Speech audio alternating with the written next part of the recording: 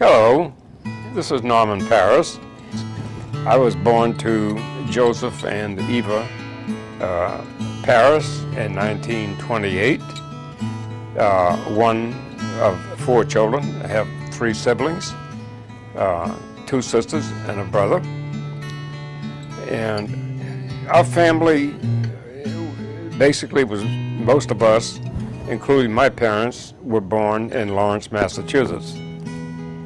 Now, grandparents came from the province of Quebec in Canada.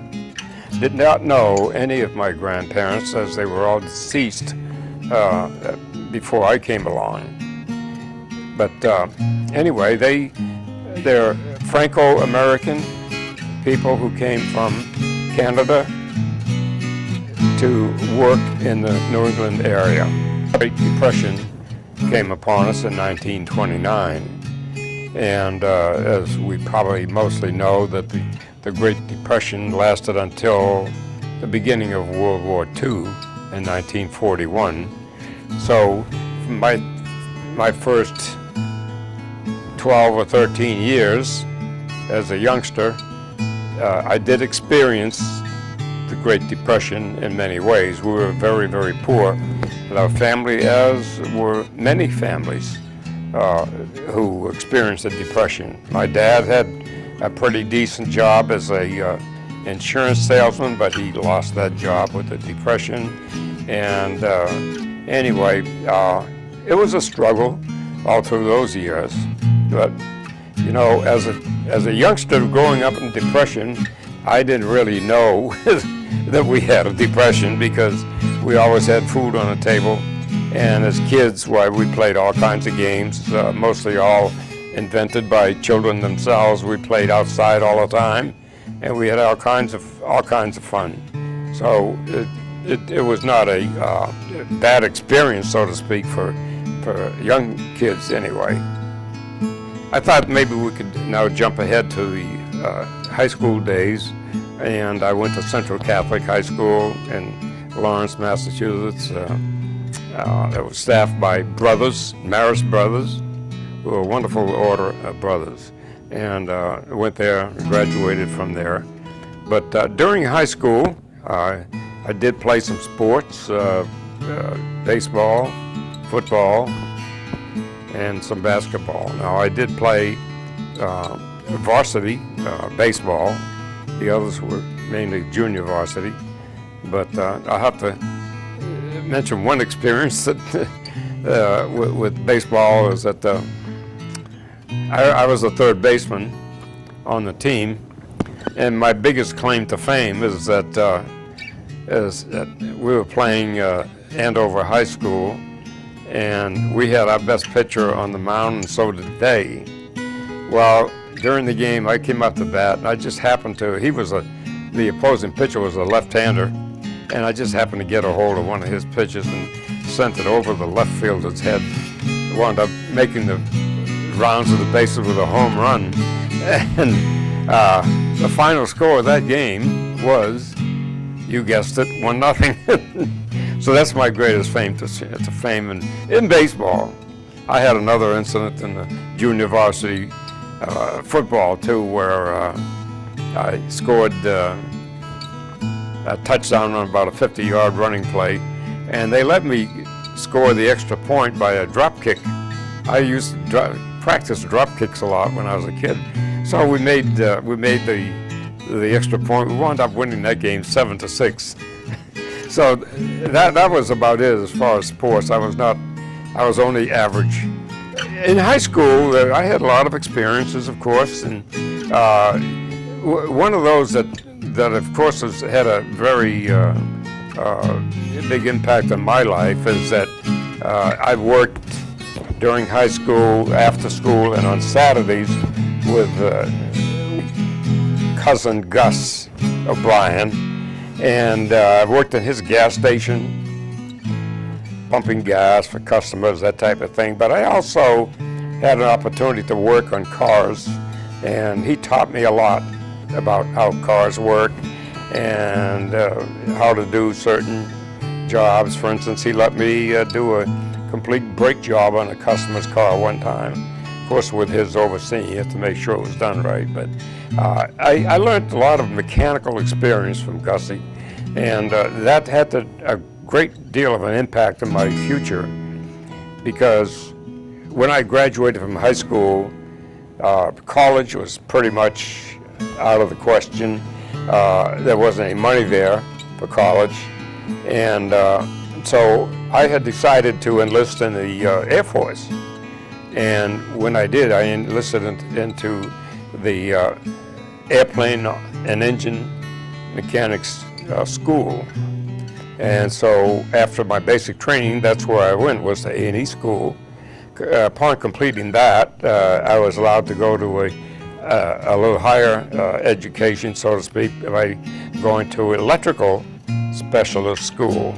And I did well there as well, and as a result, I was recruited by a group called the Mobile Training Group to be an instructor. And that's what I did my last couple of years in the Air Force. I was teaching electrical systems on aircraft, especially the B-29. Now, the real turning point in my life, you might say, was towards the end, that is about my third year in the Air Force out of 4. I was in there during the Korean War.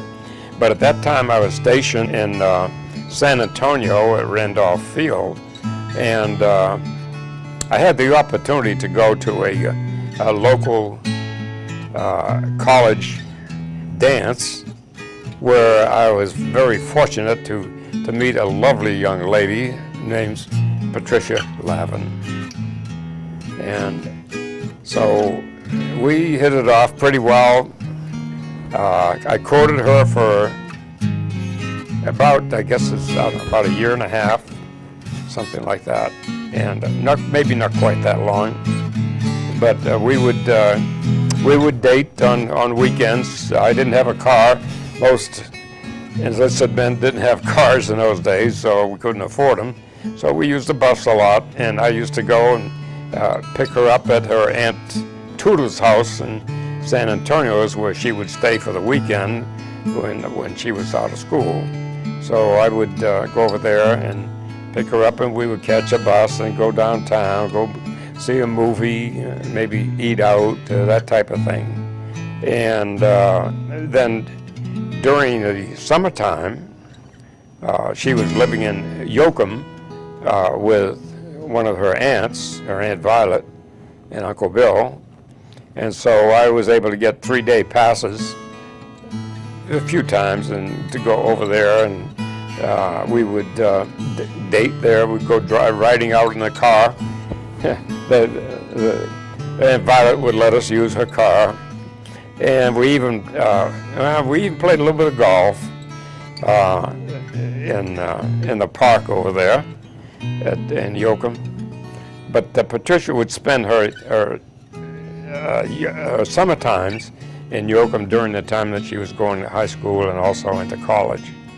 She was majoring in voice, and so in the summer, 2 years actually, she performed at the Dallas Operettas along with a couple of her friends from Our Lady of the Lake College. And some of those operettas were like Annie, Get Your Gun, Oklahoma. When I met her, she was finishing her junior year, and I was coming upon, in the fall, I was coming upon my discharge from the Air Force.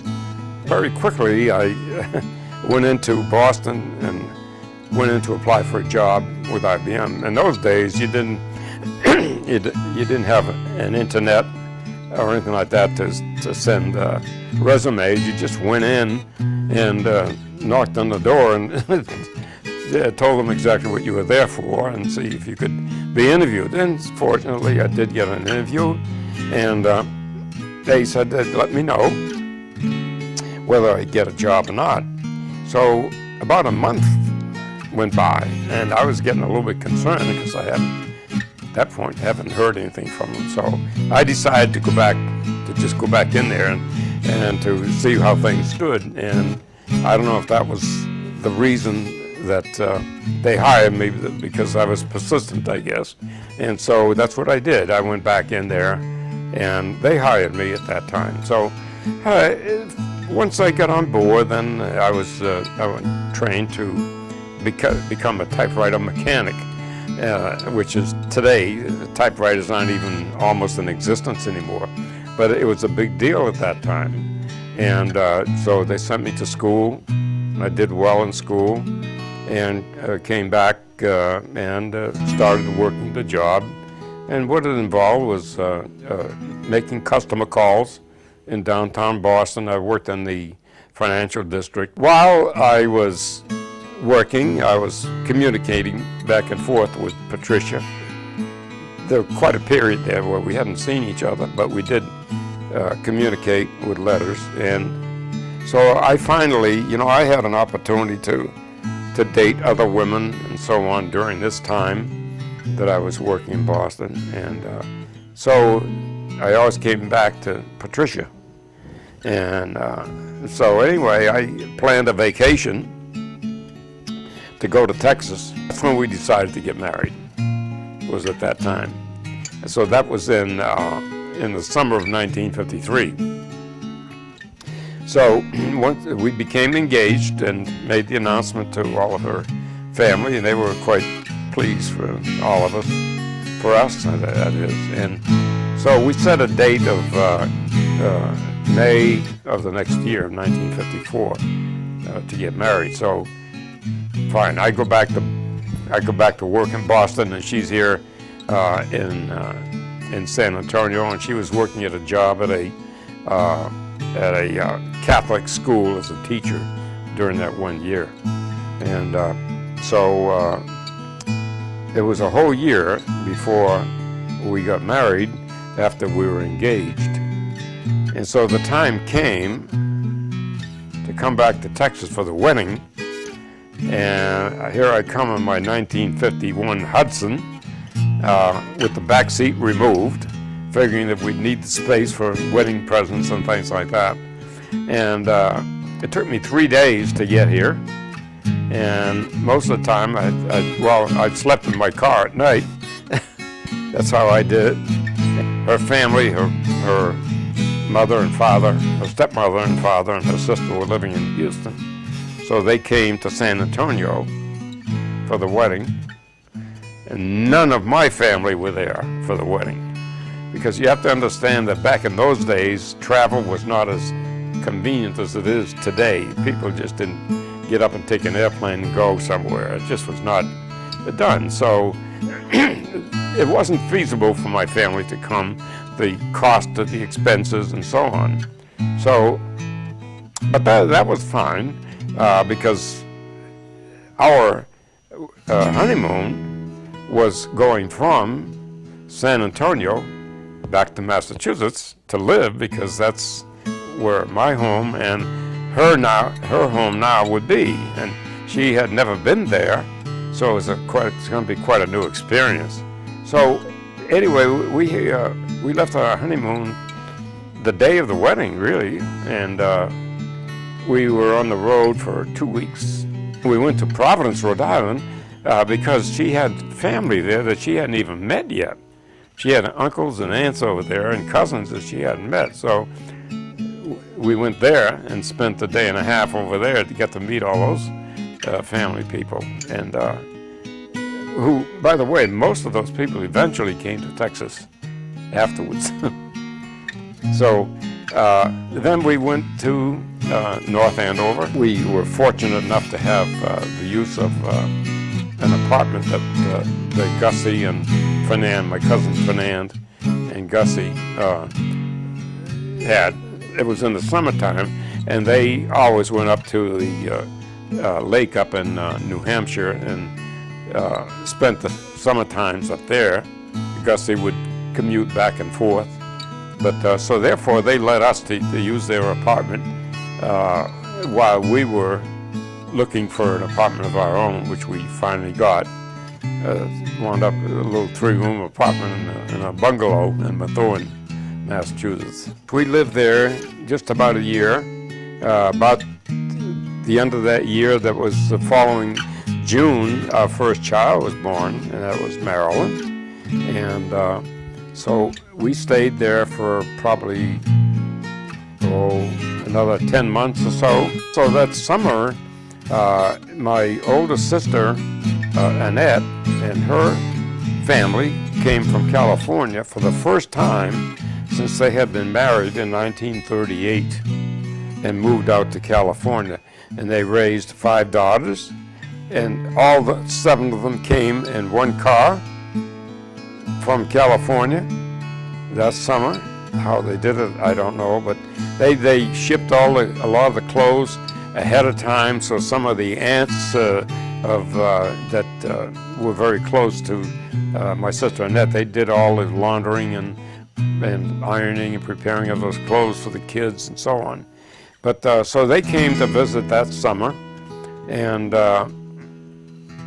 then, I should mention that prior to that, they had a nice big party, the family did, put on by my sister Teresa and my brother Will. They had a nice big party put on for us, a place called the Rendezvous in Methuen, and this was a get acquainted party, I guess you might call it, that they invited all of our family members in the greater Lawrence area and Haverhill. There must have been probably 90 or 100 people there, a big crowd, and it was a surprise party. We thought we were going out to eat, Patricia and I and Will and Trudy and Teresa. So we thought that's what it was, that we go into this place at Rendezvous, and we step in there and we have this big crowd of people greet us and applauding and everything. So it was a great opportunity for Patricia to get to know many of my family people, although I wouldn't expect her to remember all of them at that time.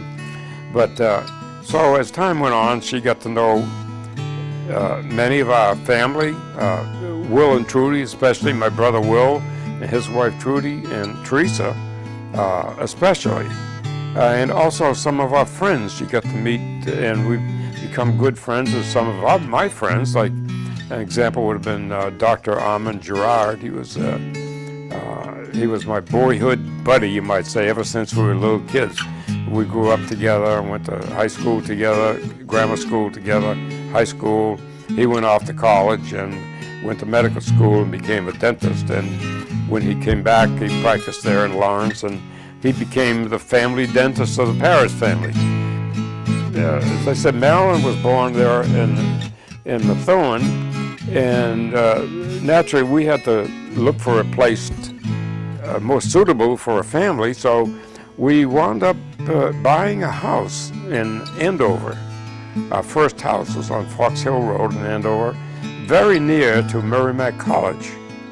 And it was a small house, 3 bedrooms, with a basement, which has turned out to be pretty important in the ensuing years because our family kept growing. Let's see, born there in Andover was John. He was the first one that was born in Andover. Then Yvonne followed him, and after that Tim and Ted and Daniel. So now there's 6 of us, 6 children, and us 2, so that's 8 in a very small house. But what I had done was that I had done some work in the basement to panel it and finish it off, and made like a little place where bunks where the boys could sleep. So we kind of accommodated. We made things work, but it was still pretty crowded. But we lived there approximately 9 years, and then we were expecting who else but Patrick. So we knew we really had to make another move, and so we did some shopping and so on, and we came across this house at 29 Walcott Avenue. We were able to buy that house, and though it had only 3 bedrooms on the second floor, it did have other possibilities, which basically was up in the attic. That was one thing that when we looked at the house, we could see ahead that this attic could be finished off into a dormitory where the kids could live up there, many of them anyway. We already had, that was 4 boys, 5 boys at that time. Yeah, we had 5 boys at that time. So, in fact, we moved into the house the same week that Patrick was born. And then after that, of course, my work was cut out in that house and refinishing the attic to make it it was all just a bare attic. There was no walls. There were rafters, but it was unfinished. And in the next couple of years, that was my project, and finally did get it done. And we wound up with the dormitory with the 5 boys, sort of military style, 3 beds in a row and then 2 on the other side. It worked out quite well. And well, while we were there were a lot of interesting things that happened in the family. I always like to remember the one about Norma and the laundry chute. There was this day when we heard, Norma was just a toddler, we heard her crying, and we didn't know where it was coming from. We went all over the house, on the first floor, second floor, third floor. She was crying. We had no idea where she was. Well, finally, I said, let's check the basement. And sure enough, we get down to the basement, and we have a laundry chute there from the second floor to send clothes down to a box, big box that was on a table. And there's Norma in the middle of a bunch of clothes, wailing away. And so obviously the thing that happened is that she was upstairs on the second floor and crawled over into the closet where the laundry chute was, and she fell down the laundry chute and down into the basement, into the box of clothes. And if that box of clothes wasn't there, I don't know what would have happened to her. But she was unhurt. She had nothing more than a little scratch from coming down the laundry chute. That was an experience. Many more. See Timmy falling out of a tree and breaking his arm. Patrick getting hit by a car on his bicycle. Although he didn't get hurt too badly. John getting chased by a dog when he's trying to deliver papers. And he got a bite out of his seat. But, you know, we had a wonderful time there in Andover. We had some great Christmases. We had this big house with high ceilings, and we would always get these big Christmas trees and set them up in the living room with a fireplace, and we would just have a wonderful time. In the summertime, we used to go to the beach, Seabrook Beach, and I'm trying to think of the other one up in the Salem Willows. But anyway, we would go to the beach as a family, and the ocean was no more than about an hour away. We also had a place to go swimming right in Andover in the car. It was called Pomps Pond, and it was a very popular watering hole for the local residents. And so we went there often as a family, and kids would go swimming at Pomps. That was very enjoyable. Let's see, other things that we did, of course, is that I would take the boys into Boston to see the Red Sox play baseball, and they always enjoyed that too. So they became dyed-in-the-wool Red Sox fans as a result of that. And even to this day, they're still good Red Sox fans, even though they like the Houston teams, which is okay. I should talk also too. The most important part of every weekend was Sunday morning Mass, and we went to Mass as a family, and all the children and I would sit down and, in the church, but the mom was never there. Patricia never went to Mass. No, I shouldn't say that. She was never down in the church, in the pews with us, because she was up in the choir loft singing. But other than that, most Sundays after Mass, we would go by the Andover Spa. The kids would get little candy and things like that. And I don't know what else that we picked up over there, the newspaper, I guess. But then many times we went to a place called a Baker's Dozen, and that became very popular because a Baker's Dozen is 13 donuts to a dozen. And so we would go to this place, it was in Lawrence, and pick up 2 long boxes of Baker's Dozen. So we had 26 donuts for 12 people. So everybody had 2 donuts when we got home. So that was pretty much fun. The other I don't remember what happened to the other 2 donuts. Somebody ate them. I might have had one of them. But there's little things like that we have kind of fond memories about our life in Andover. Andover is a very famous town, certainly in the East Coast. So we lived there. Our family lived there since 1955. When we moved there in 55, we bought our first house. And 20 years later, a very big occurrence in our lives that changed our lives as a family, you might say.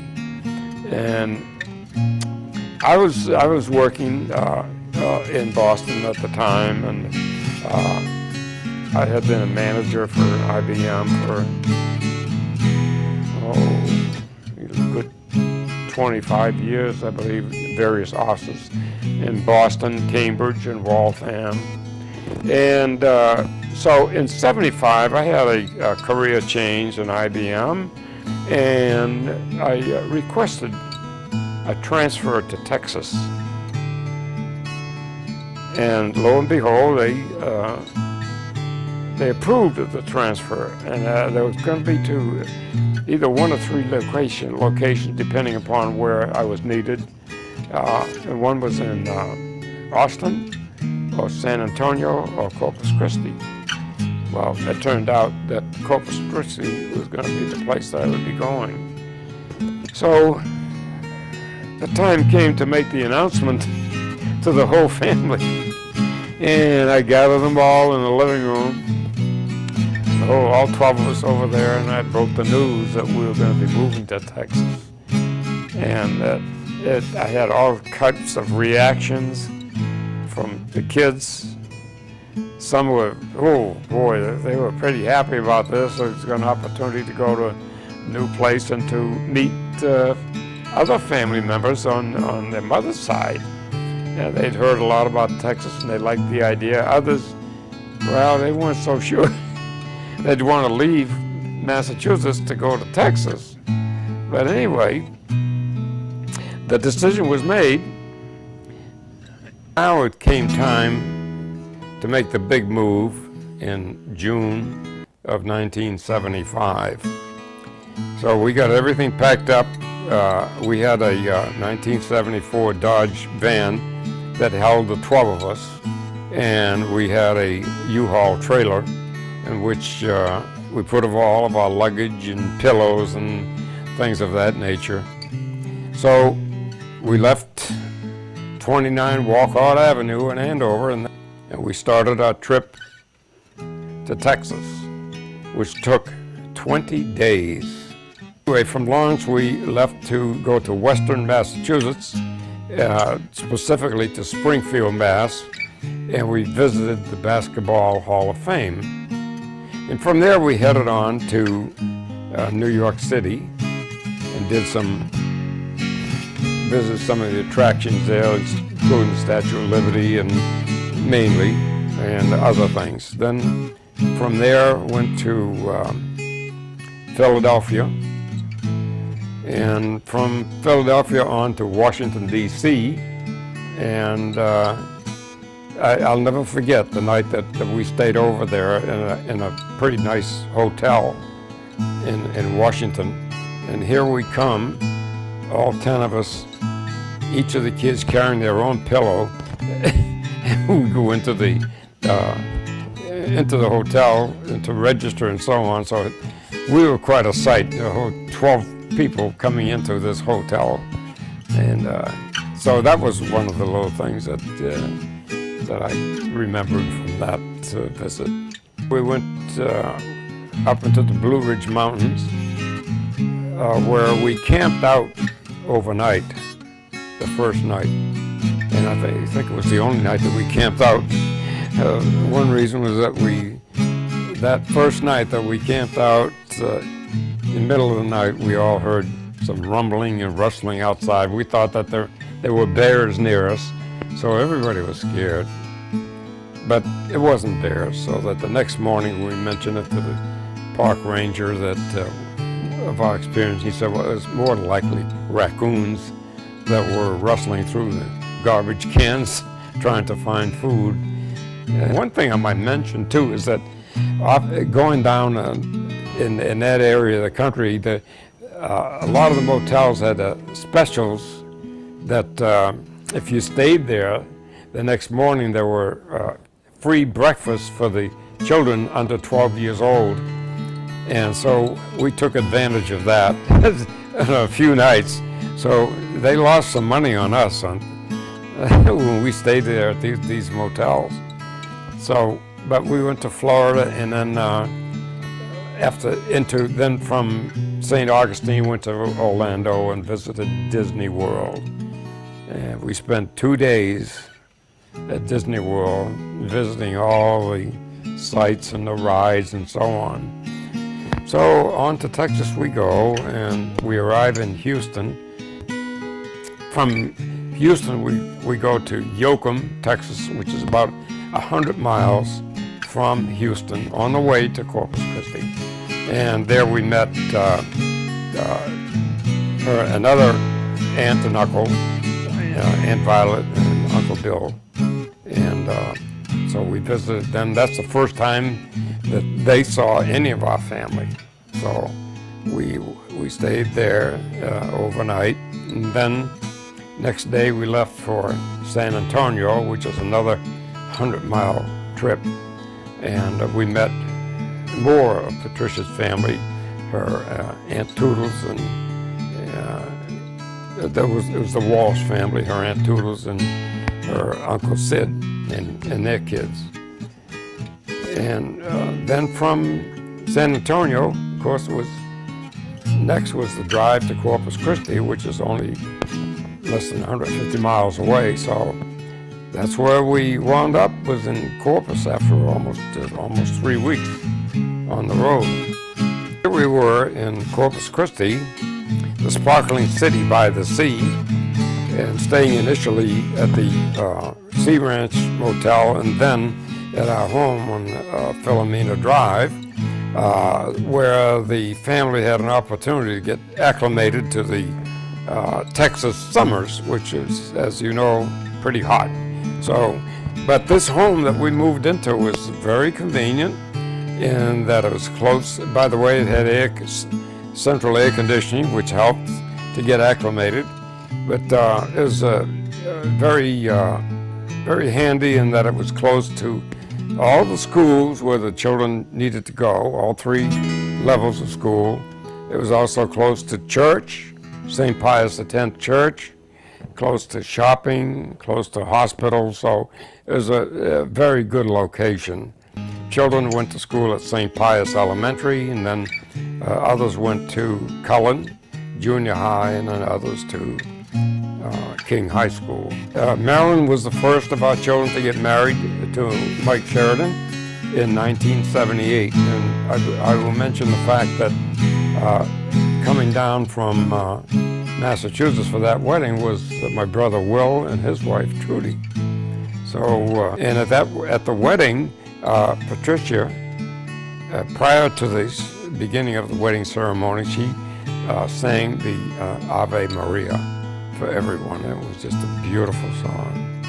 Marilyn and Mike were married, and approximately a year later, they presented us with our first grandchild, and that was Maureen. And they went on to have 5 children. It was Maureen, Judy, Brian, Kevin, and Patrick, all Irish names. After all, the last name was Sheridan, so I guess that should be right. The next one to get married was Ted. He married Jean Jower, and they were married at the cathedral here in Corpus Christi. And their first child was Leslie, and then followed by Suzanne and Bradley. So they had 3 children. And following Ted, the next one to get married was Timmy, and he met a wonderful girl named Diana Garcia. And so they were the next to get married here in Corpus Christi, and they had 2 children, Timothy James and Allison. They are still living here in Corpus Christi. And so the next one to get married after Tim was Norma, and she met this wonderful guy called Andy Pye at a baseball game, no less, of one of the Rangers baseball games. And there was like a party of several people from both companies, and that's how they met. And then we hadn't met Andy yet. They were going pretty steady. So the first time that we got to meet Andy was at Texas Tech for Yvonne's graduation from medical school. So that's when we met Andy. Anyway, they lived in Coppell, Texas, and still live there. And they had 4 children: Catherine, Sarah, Joey, and Andrew. The next child to get married was Jennifer, and she was very young, just shortly after high school, actually. And she met a young man by the name of Joe Moyer here in Corpus Christi, where he was assigned with the Navy at the time. Well, they got married here in Corpus Christi, and soon after, one of their assignments was to go to Hawaii, and that was nice duty. They were out there for a couple of years. So while they were there, Patricia and I took advantage, and we had a nice little vacation that we went to Hawaii to visit them, and that was very, very nice. Well, they now have 3 children. They have Delaney, first one is Delaney, then Finley, get this, Finley Danger, and then Hadley. They are now living in Phoenix, Arizona, with their 3 children. So the next one in the family to get married was Patrick. Patrick was working in Baytown, Texas at the time as a band director, and he met a beautiful young lady named Lori Pulcher, who worked as a teacher at the same school that he was the band director. Anyway, then it was that summer then that Patrick and I went up to Massachusetts specifically to paint Aunt Teresa's house, the exterior. And while we were doing that, every day, this took us several days, but every day Patrick was sending a postcard back to Texas to Lori. So we kind of figured there was something going on there. Well, it turned out that they actually got engaged 5 months from the time that they met. So they were married, Patrick and Lori were married in Baytown, Texas. Patrick and Lori eventually had 2 children, Matthew and Ryan. Next one to get married was Yvonne. Yvonne had already completed medical school, and she was working as a doctor in Springfield, Massachusetts. And that's where she met Art Scolari, who was a pharmaceutical rep. And well, they were married in North Andover, which is where Auntie lives, and near where we used to live in Andover. But they're married at St. Michael's Church in North Andover. So the reception after marriage was at the Andover Inn, which is on the grounds of Phillips Academy. For that wedding, the entire family, which was all of us, was the first time that we went back to Massachusetts. We went there for her wedding, of course, but also had the opportunity to go back and revisit some of the places that we used to go to in Andover and in Boston. It was kind of a nostalgic trip, you might say, and that the entire family had not been back to Massachusetts since we had left. And some of us went to a baseball game at Fenway Park with the Red Sox. Overall, it was a beautiful, beautiful time. And so then, eventually, they moved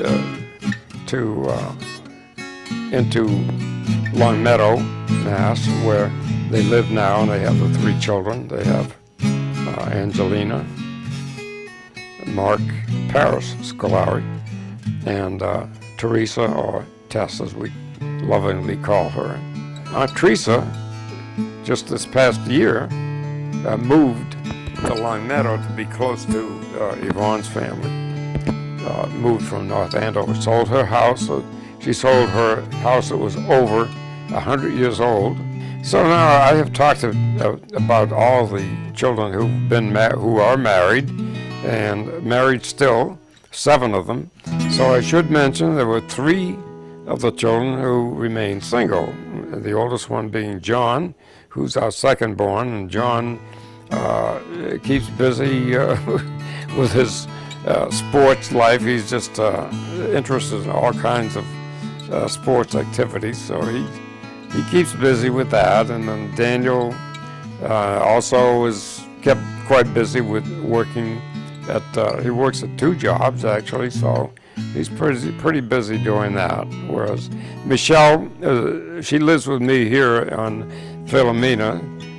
There's just the 2 of us living here right now, since Patricia is in a nursing home. And so she's very helpful to me, doing some of the chores around, and also she has a job as a substitute teacher, and so that's how she keeps pretty busy.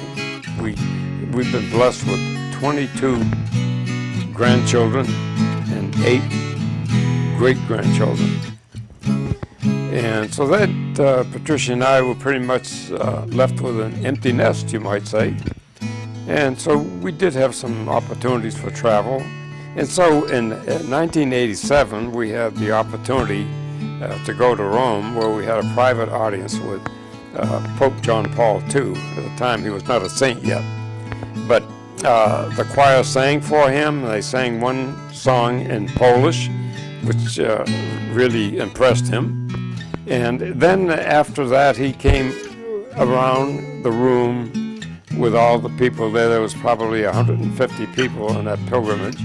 And so he walked around waving his arms to people.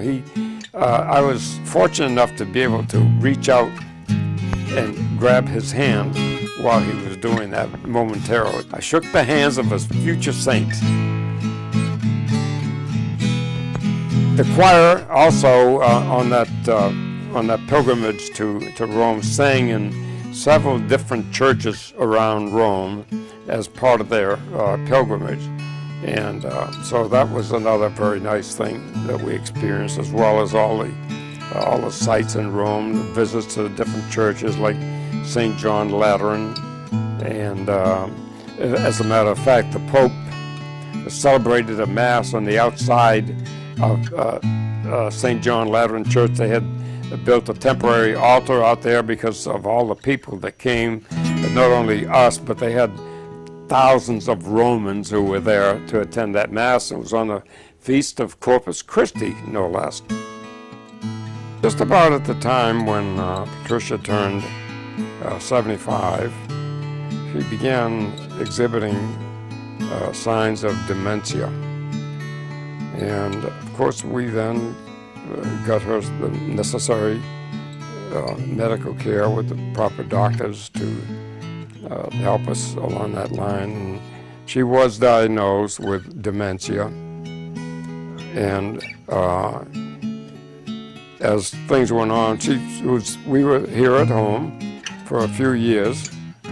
And then she came down with Parkinson's disease, which was a progressive disease where eventually she wasn't able to stand even, or much less walk. And so as a result of these illnesses, it was necessary for Patricia to be going into a nursing home, which is this case is a Woodridge Nursing Center, and she receives excellent care there. And family visits her quite frequently. She's probably the most visited resident there, the way I look at it, because I see some people there just don't get anybody come to visit them. So I try to give them a little bit of attention when I go. I do a little bit every so often, a random act of kindness, and give them a hug here and there, and they seem to appreciate it. But I go visit Patricia every day. In the morning, I take her Holy Communion after I have been to Mass. I go to the 8:15 Mass on a regular basis.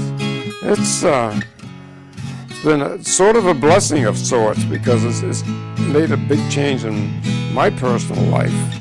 And as a result of going to daily Mass and taking communion, all of this has gotten me closer to Jesus Christ.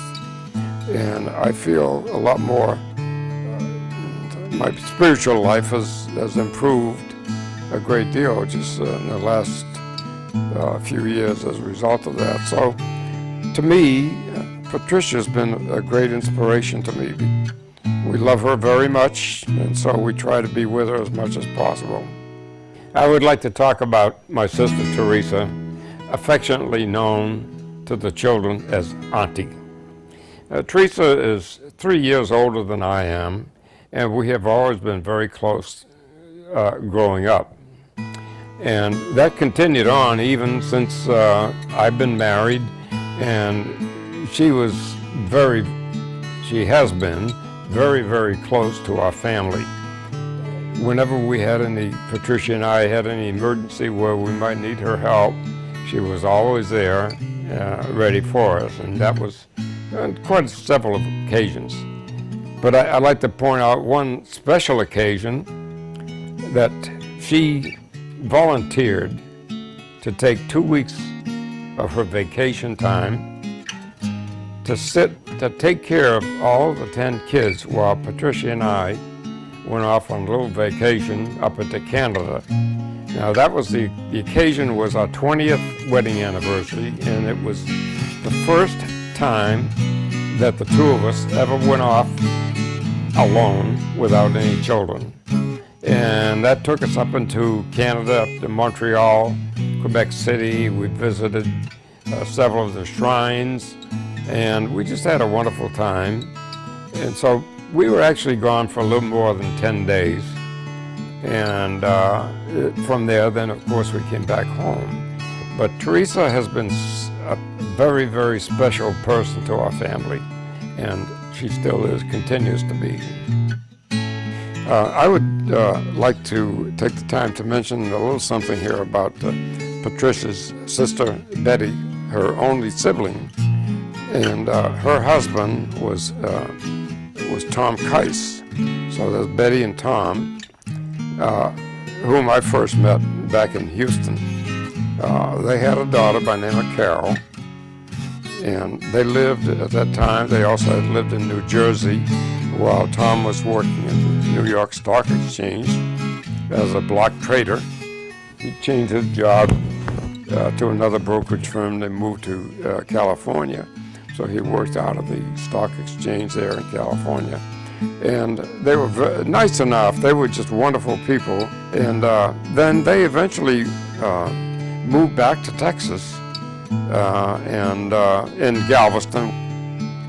Earlier years, while Carol was still pretty young and they were living in New Jersey, Tom and Betty and Carol all came down to Cape Cod, where we were staying for a couple of weeks. So we had the two families together there for a couple of weeks down on the Cape.